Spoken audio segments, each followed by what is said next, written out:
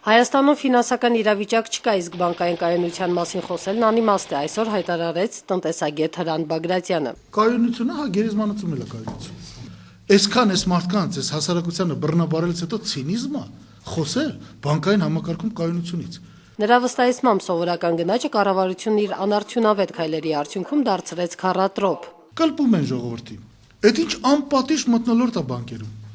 Հրանտ Բագրատյանի կարծիքով, եթե պայքարում են գնաճի դեմ, խնդիր են ունենում բյուջեի հետ կապված։ Կառավարությունը նրա համոզմամբ այսօր ընտրության առաջ է կատարել բյուջեն, թե զսպել գնաճը։ Առաջին անելու համար ոչ խելք ունեն, ոչ համարձակություն, ոչ էլ քաղաքական կամք։ Ինչ անում է այսօր կենտրոնական բանկը։ Դա ամենաիժանակին, ամենաանմարդկային ձևն է։ Դա նշանակում է փողի գենոցիդ։ Ինչ վերաբերում է բենզինի գնի բարձրացմանը, ապա դա ըստ նրա պայմանավորված է մի գործոնով։